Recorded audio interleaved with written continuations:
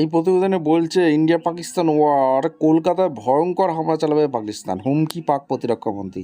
সম্প্রতি ভারতের প্রতিরক্ষামন্ত্রী রাজনাথ সিং হুঁশিয়ারি দিয়েছিলেন অপারেশন সিন্দুর জারি রয়েছে, বেচাল দেখলেই সমুচিত জবাব পাবে ইসলামাবাদ। আবারও কি অপারেশন সিন্দুর 2.0 হতে যাচ্ছে?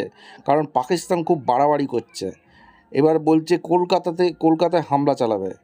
এইবার অপারেশন সিন্দুর 2.0 হতে যাচ্ছে কি? আপনারা অবশ্যই কমেন্ট সেকশনে ব্যক্ত করবেন।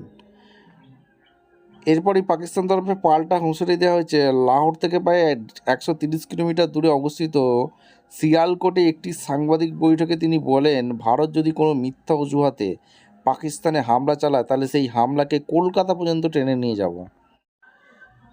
মধ্যপ্রাচ্যে উদ্বেগজনক পরিস্থিতির মধ্যেই ভারত পাকিস্তানের মধ্যে উত্তেজনা ফের চরমে। আরও একবার ভারতে হামলা হুঁশিয়ারি দিল পাকিস্তান।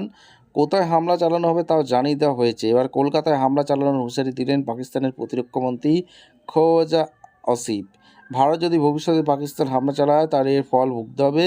একই সঙ্গে তার অভিযোগ, ভারত ফের পরিকল্পনা করে পাকিস্তানের ওপর হামলা ছক কষছে। সম্প্রতি ভারতের প্রতিরক্ষামন্ত্রী রাজনাথ সিং হুঁশিয়ারি দিয়েছিলেন, অপারেশন সিঁদুর জারি রয়েছে, বেচাল দেখলেই সমুচিত জবাব পাবে ইসলামাবাদ। এরপরেই পাকিস্তানের তরফে পাল্টা হুঁশিয়ারি দেওয়া হয়েছে। লাহোর থেকে প্রায় 130 কিলোমিটার দূরে অবস্থিত সিয়ালকোটে একটি সাংবাদিক বৈঠকে তিনি বলেন, ভারত যদি কোনো মিথ্যা অজুহাতে পাকিস্তানে হামলা চালায় তাহলে সেই হামলাকে কলকাতা পর্যন্ত টেনে নিয়ে যাবে।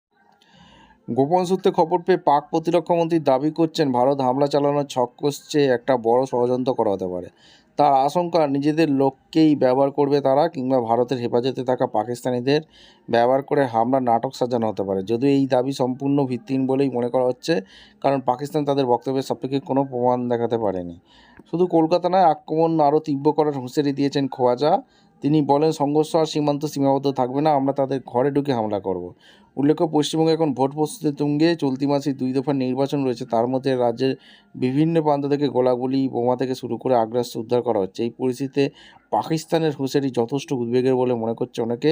আবার কেউ বলছেন সবটাই পাকিস্তানের ফাঁপা আওয়াজ। অপারেশন সিঁদুর 2 আরেকবার কি হওয়া উচিত? আপনারা কি মনে করেন? অবশ্যই কমেন্ট সেকশনে ব্যক্ত করবেন। পাকিস্তানকে একদম বিশ্বের মানচিত্র থেকে মুছে ফেলা উচিত। আপনারা অবশ্যই কমেন্ট সেকশনে ব্যক্ত করবেন ভারতের কী করা উচিত। দেখা হচ্ছে কোনো পরবর্তী ভিডিও নিয়ে। ধন্যবাদ।